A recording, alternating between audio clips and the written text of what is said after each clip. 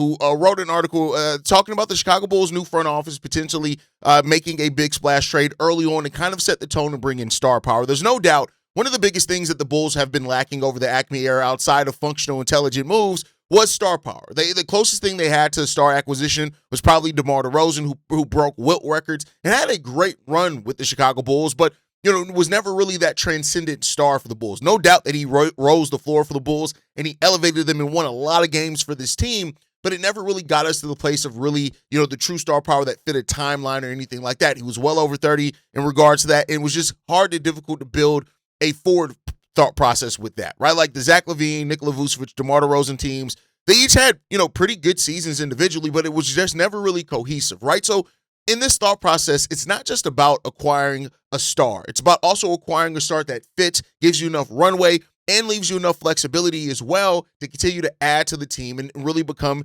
that championship team. So in this case, right, Jeg Pagadon, which is the writer here, and I'll link the article down below, wrote an article in regards for the Bulls buying low on the star in Zion Williamson. Now, this is a name that's been mentioned a lot for the Chicago Bulls over the last handful of years. Like we've all seen it. There was potential talk of Zion being able to be moved, for matching salary and expiring picks, leading into the trade deadline. Then that rumor ended up changing, and Zion was not moved.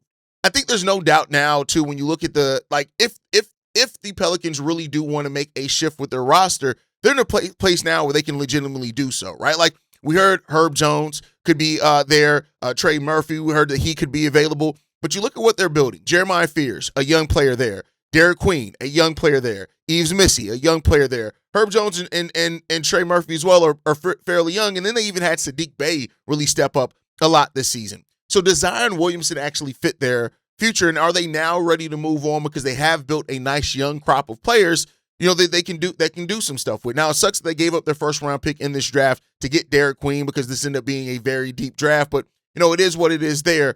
So Zion as a player, right? Let's just talk about Zion. And first let's talk about the deal. Let's talk about the offer here that's presented in this article, and it's the Chicago Bulls trading Patrick Williams, Jalen Smith, Trey Jones for a 2026 first round pick from Portland, right? That's protected 1 through 14. We know if that pick's protected until 2028, right? So that pick can convey anytime between now and 2028.